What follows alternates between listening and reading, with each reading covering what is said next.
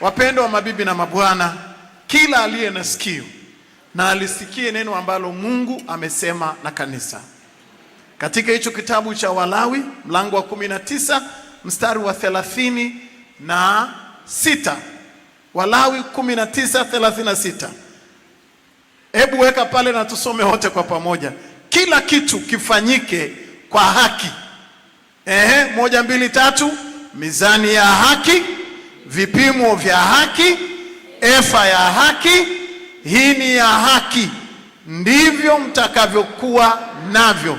Mimi ndimi Bwana Mungu wenu niliyewatoa katika nchi ya Misri. Mizani ya haki, vipimo vya haki, kila kitu kifanyike katika haki. Kwa nini?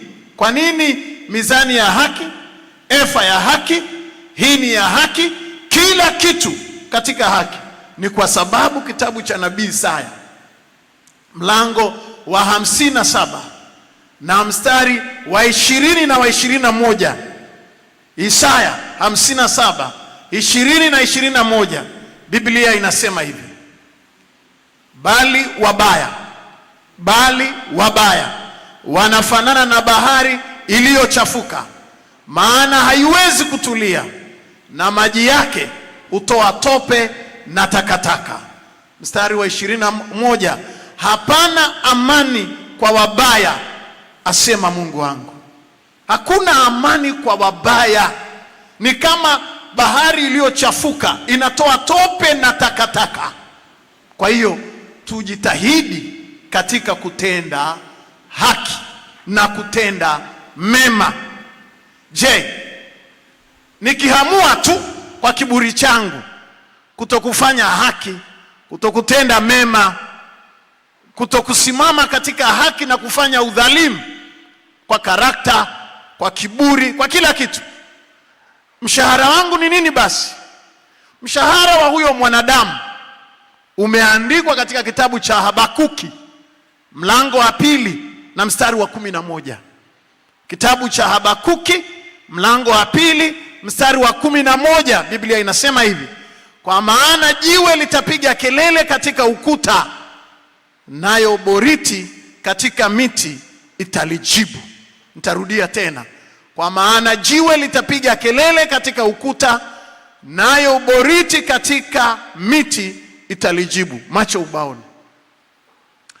Unapofanya kwa dhuluma kazini, ukawa na kiburi, ukawatesa watu tu kwa kiburi chako, ukafanya udhalimu, ukiamini ya kwamba watoto wako ndio waende Ulaya, ndio wasome sana, ndio wawe na nyumba nzuri na magari ya fahari, wakati wengine wakiumia.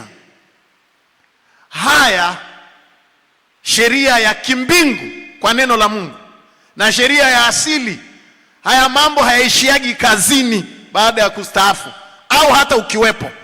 Haya mambo ni back to sender, yanarudigi nyumbani. Na ukimfanyia mtoto wa mtu ofisini vibaya, ule ubaya haubakiagi pale ofisini. Yule uliyemfanyia ubaya atalia.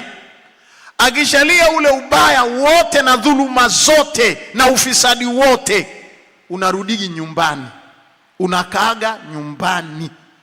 Kwa hiyo kama unawapenda watoto wako na unawaambia I love you son, I love you my daughter, naomba utende haki, kwa sababu usipotenda haki, huo ubaya uliofanya ukiwa kazini ni lazima utarudi kwa watoto wako tu, na utarudi kwenye nyumba yako tu.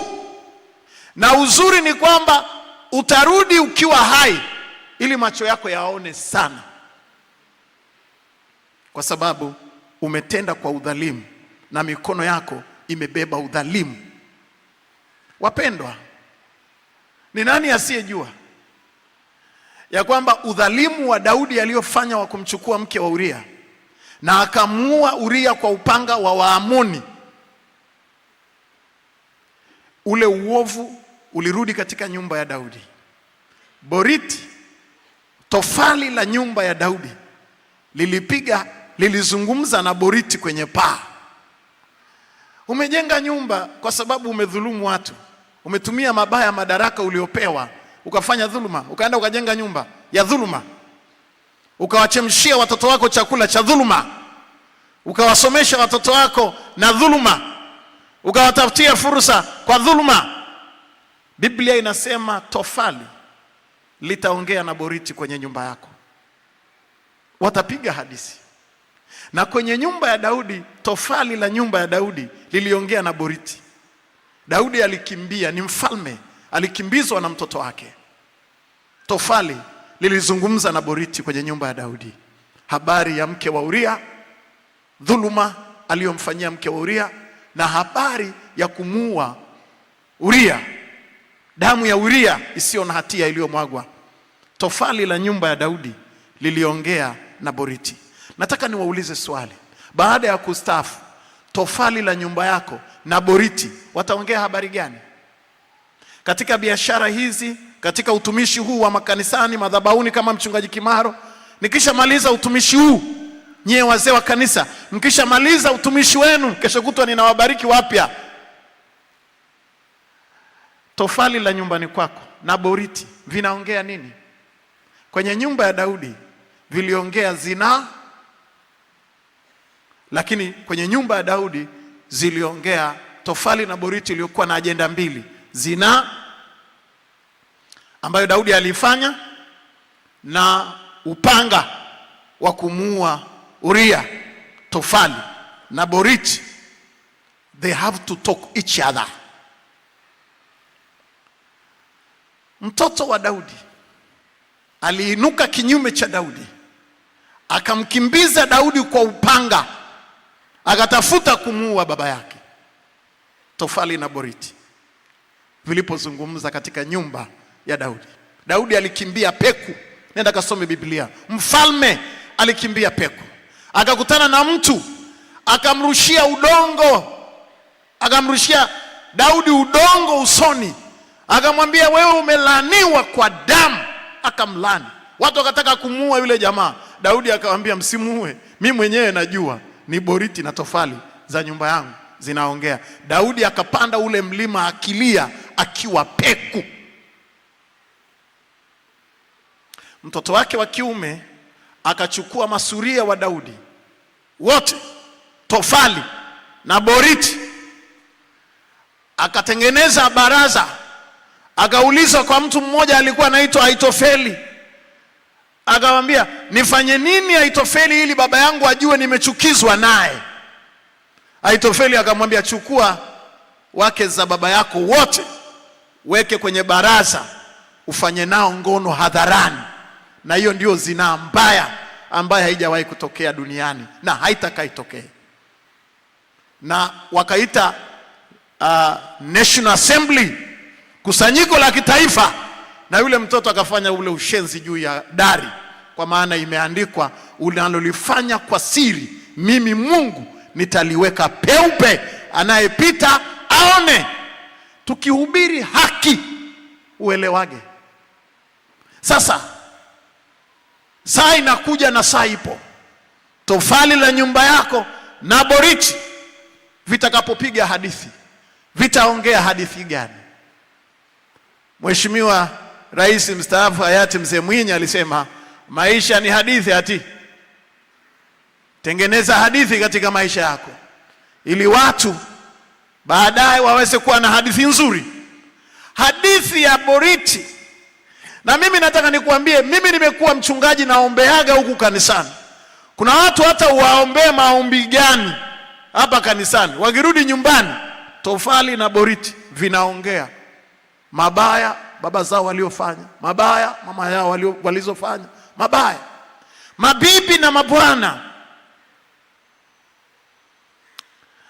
kimiminika ambacho ni very expensive, gharama kubwa kabisa isiyonungulika wala kuthaminishwa, kimiminika ambacho ni very expensive, ni machozi ya watu. Kwa maana 99%, 1% ya machozi ni kimiminika kinachoonekana kama maji. Lakini machozi ya watu 99% ni hisia ya uchungu wakati mwingine ambayo inatoka ndani ya watu. Usilize watu machozi. Usichemshie watoto wako machozi ya watu. Usipikie watoto wako machozi ya watu.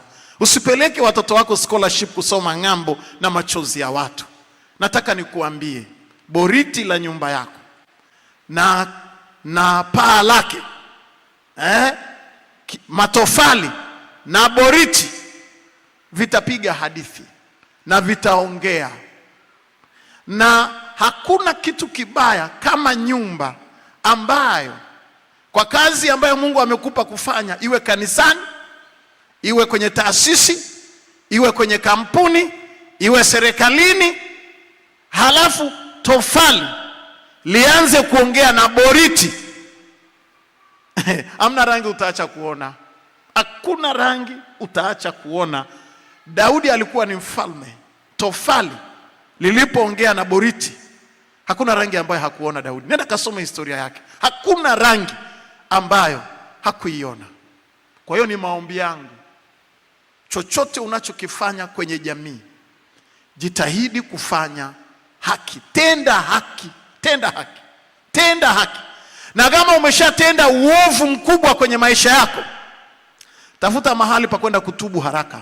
Tafuta uso wa Mungu kwa toba. Uyaondoe machozi kwenye nyumba yako. Machozi hayabaki kule kazini ulikoumiza watu. Machozi yanaendaga nyumbani na yanakaa kwenye tofali na kwenye boriti. Nikisema boriti ni lugha ya kizamani. Kwenye paa, hilo paa hapo huko, yani tofali linaongea na paa. Mimi sijajua nyumba ulioamkia leo, umeamkia kwenye nyumba inayopiga hadithi gani? Tofali la ukuta wa nyumba yako linaongea nini na paa lake linaongea nini? Mimi sijui ulikoamkia, lakini ninasimama kama mchungaji ambaye sitadaiwa damu yenu. Yale niliyopaswa kuzungumza ninasema kutoka kwenye hii madhabahu. Jitahidi kutenda haki na ufanye haki kwa mikono yako. Washindi wachache waseme amina. Pigie Bwana makofi mengi ya shangwe. Haleluya. Tofali na boriti ya nyumba ya Sauli vilipiga hadithi alipoua makuhani 84 wavao na ivera. Walikufa watu wa nyumba ya Sauli wote. Walikufa wote. Na hata baada ya kufa nchi ikawa na ukame miaka 3.5, mwaka kwa mwaka. Tofali la nyumba ya Sauli liliongea na boriti. Alisalia mtu mmoja aliyekuwa kiwete, anaitwa Mefibosheti. Lakini mji mzima, nakwambiaga uovu wa kazini unarudingi nyumbani. Nyumba ya Sauli ilikauka ikaisha. Akabakia Mefibosheti, na alikuwa anaishi huko Makuru, na akatafutwa kwa mjomba wake akiwa mlemavu. Daudi anauliza, yupo mtu aliyesalia katika nyumba ya Daudi? Daudi anauliza, yupo mtu aliyesalia katika nyumba ya Sauli nimtendee mema ya Mungu kwa ajili ya kiapo changu na Jonathan? Akasema kwa kweli wameisha, kwa sababu tofali la nyumba ya Sauli na boriti liliongea juu ya kisasi cha damu na mauti. Kwa hiyo wameisha, isipokuwa kuna mtu mmoja anaitwa Mefibosheti, na yeye yuko kwa mjomba wake. Akaenda akamchukua, akamleta madhabahuni. Hata yule mtoto alipofika mbele ya mfalme akasema, mimi mbwa mfu, umeniletea nini huku ndani? Alikuwa ameshakata tamaa kwa sababu tofali na boriti. Wapendwa, na hili ndio neno la Mungu.